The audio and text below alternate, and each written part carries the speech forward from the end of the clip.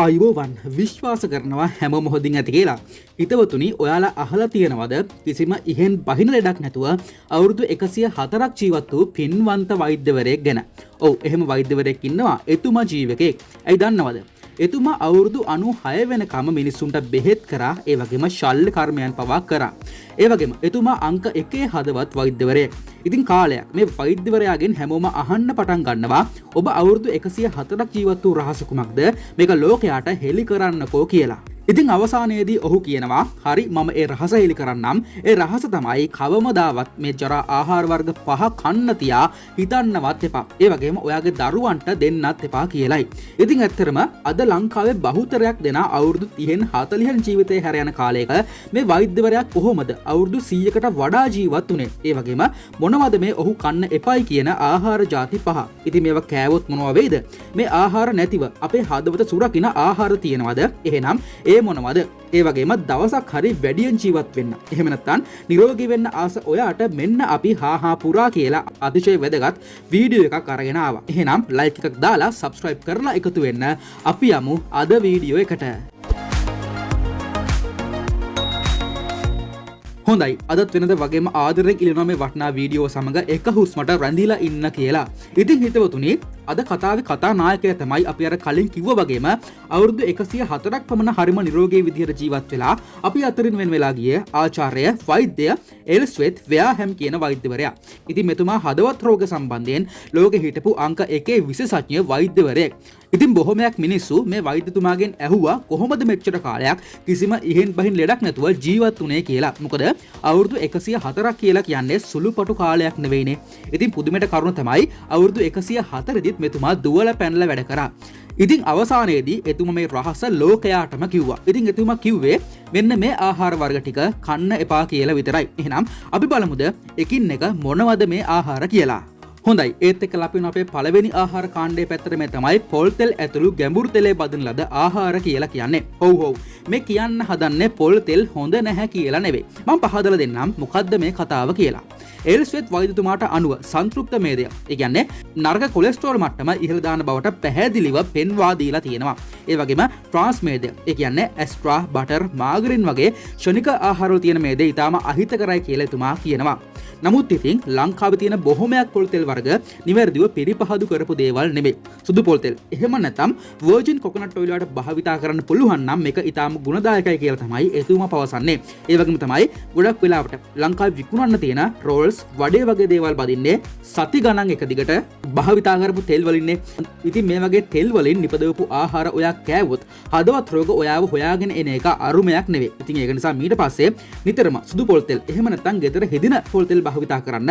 එහෙමත් නැත්නම් විශ්වාසවන්ත තැනකින් මිලදී ගන්න. මොකද පිරිසිදු සුදු පොල් තෙල් කියලා කියන්නේ ඔයාගේ හදවතට ඉන්න ඉතාම හොඳ මිතුරේ. හරි ඒත් එක්කලා අපි අපේ දෙවෙනි ආහාර කාණ්ඩයේ පැත්තට මේ තමයි ලුණු කියලා කියන්නේ. ඉතින් ලුණු කියලා කියන්නේ අපේ ඇඟට අත්‍යවශ්‍ය පෝෂකයක් තමයි. නමුත් අධික ලෙස ලුණු පරිභෝජනය අපේ රුධිර පීඩනය ඉහළ දාන්න හේතුවක් වෙනවා කියලා වෛද්‍ය වෙයාහැම් මහතා ප්‍රකාශ කර සිටිනවා. මොකද අධික රුධිර පීඩනය කියලා කියන්නේ හදවත් රෝග වැළඳෙන්න බලපාන ප්‍රධානතම සාධකයක්. ඒ වගේම තමයි වෙයාහැම් මහතා උපදෙස් දීලා තියෙන්නේ බිස්කට්, සුප්, කල ආහාර, සෝස් වර්ගවල මේ ලුණු එහෙම නැත්නම් සෝඩියම් අයන අධිකව තියෙන නිසා කල්පනාකාරී වෙන්න කියලයි. ඉතින් බොහෝ විට අපි නොදැනුවත්කමින් මේ ආහාර පිසිනකොට අති විශාල ලුණු ප්‍රමාණයක් මේකට භාවිතා කරනවා. නමුත් වෙයාහැම් වෛද්‍යවරයා පවසන්නේ පුළුවන් තරම් මේක සීමා කරන්න කියලයි. ඉතින් ඒ වෙනුවට නැවුම් ස්වභාවික ආහාර වැඩි වශයෙන් ලබා ගන්න කියලා තමයි එතුමා පවසා සිටින්නේ. හරි ඒත් එක්කලා අපි අපේ තුන්වෙනි ආහාර කාණ්ඩයේ පැත්තට මේ තමයි කිරි සහ කිරි ආශ්‍රිත සියලුම ආහාර වර්ග කියලා කියන්නේ.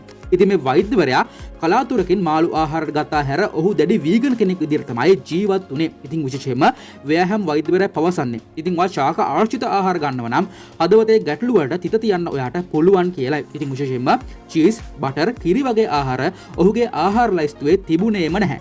ඉතින් විශේෂයෙන්ම සත්ත්ව නිෂ්පාදන තුළ ඇති සත්ත්ව මේදය හදවත් රෝග සහ ආඝාතය වැඩි කරනවා කියලා වෛද්‍ය වෙයාහැම් වෛද්‍යවරයා තරයේ විශ්වාස කරා. ඉතින් බොහෝ දෙනෙක් හිතනවට වඩා කිරිවල සත්ත්ව මේදය තුළ සැගවුණු කොලෙස්ටරෝල් ප්‍රමාණය ඊටාම ඉහළ මට්ටමක තමයි තියෙන්නේ.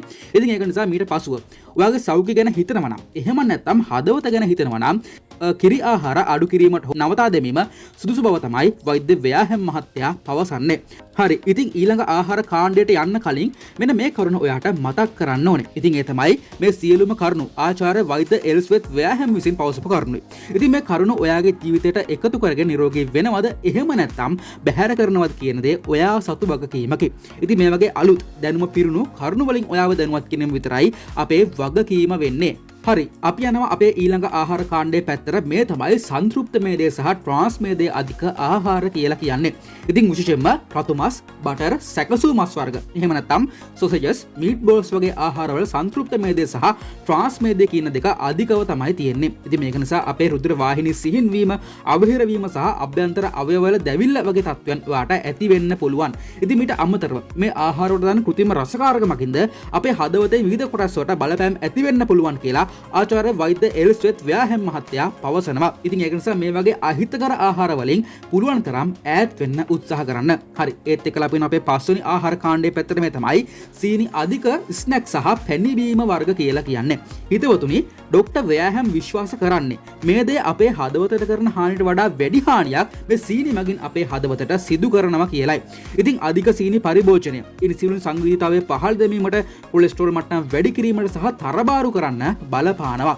ඉතින් විශේෂයෙන්ම එදිනදා බොන පැණිබීම වර්ග සහ බිස්කට් ගැන ඔයා අවධානය යොමු කළ යුතුමයි. ඉතින් ගොඩක් වෙලාවට බොහෝ පැණිබීම බෝතල් වල මධ්‍යම සීනි හෝ අඩු සීනි කියලා සඳහන් කරලා තිබුණත් එහි අඩංගු පැන් රසයේ වෙනසක් නොමැති බව ඔයත් හොඳින් අත්විඳලා ඇති. ඉතින් මේකට හේතුව තමයි ඔවුන් මේ බීම පැන් රස කරන්න යොදාගන්නේ ග්ලූකෝස් නොව ඊටත් වඩා ප්‍රබල ඇස්පාර්ටේම් කියන මේ රසායනිකයයි. ඉතින් මේ ඇස්පාර්ටේම් කියන දේ අපේ හදවතට බරපතල ගැටලු ඇති කරන අතර මොළයටද ඒහා සමානවම ගැටලු ඇති කරනවා. ඉතින් විශේෂයෙන්ම ඔයාගේ දරුවට මේවා අරගෙන දෙනවා නම් කරුණා කරලා දෙපාරක් හිතන්න. හරි, දැන් අපි දන්නවා ඩොක්ටර් ව්‍යාහැම් පවසන ආකාරයට හදවතට අහිතකර ආහාර වර්ග 5ක් තියෙනවා කියලාත් ඒ වයින් එකින් එක හදවතට වෙන බරපතල ගැටලු ගැන. ඉතින් අපි දැන් බලමුද ඩොක්ටර් ව්‍යාහැම් පවසන ආකාරයට අපේ හදවතට හිතකර එහෙම නැත්නම් ඔයාගේ ආයුෂ දිගු කරන ආහාර පාන මොනවද කියලා. ඉතින් අපි මුලින්ම ඩොක්ටර් ව්‍යාහැම්ගේ රාත්‍රී ආහාරයෙන් මේක පටන් ගමුකෝ. හිතවතුනි, සිය රාත්‍රී ආහාරයේ විදිහට ඩොක්ටර් ව්‍යාහැම් වෛද්‍යවරයා අරගෙන තියෙන්නේ බෝංචි, බ්‍රොකොලි, පිසු එළවලු, රටයින් සහ රට කජු කියන ආහාර ටිකයි. ඉතින් මෙතුමගේ සමස්ත දර්ශනයෙන් පාදක වෙලා තියෙන්නේ ශාක ආශ්‍රිත ආහාරවලුයි. කොටින්ම වයස අවුරුදු 104 දී පවා ඔහුගේ කොලෙස්ටරෝල් මට්ටම 107ක අග එකයි තිබුණේ. ඉතින් පිට අමතරව නිවිති, පලා වර්ග, බිත්තර, අලිකට පෙර වගේ ආහාරවලට මුල් තැනක් දෙන්න කියලා ඔහු ඉල්ලා සිටියා. ඒ වගේම තමයි ඔයාගේ ඇඟට ගැළපෙන පරිදි අවශ්‍ය පරිදි ජලය ලබා ගන්න සහ දිනකට කෙටි වේලාවක් භාවනා යෝගීව හෝ මනස සැහැල්ලු කරන ක්‍රියාවලියක නියැලෙන්නත් අමතක කරන්න එපා. ඒ වගේම තමයි හිතවතුනි, මෙන්න මේ දේත් ඔයාට මතක් කරන්න ඕනේ. ඉතින් අපි මේ මොන දේ කළත් අනිවාර්යයෙන්ම දවසක මැරෙන මිනිස්සු. හැබැයි අවුරුදු 30න් 40න් වගේ අඩු වයසින් මැරෙනවා වෙනුවට අපි හැමෝම ආසයිනේ ගොඩක් කල් ජීවත් වෙන්න. එහෙනම් ඔයාට පුළුවන් ඩොක්ටර් ව්‍යාහැම්ගේ ජීවන දර්ශනය ඔයාගේ ජීවිතයට ඒකාබද්ධ කරගන්න. මොකද බුදුදහමෙත් කියවෙන විදිහට ආරෝග්‍ය පරමාලාභානේ. එහෙනම් ඉතින් අදට ගිහිල්ලා එන්නම්. මගේ හිතවතුන් හැමෝටම ජයෙන් ජයම වේවා.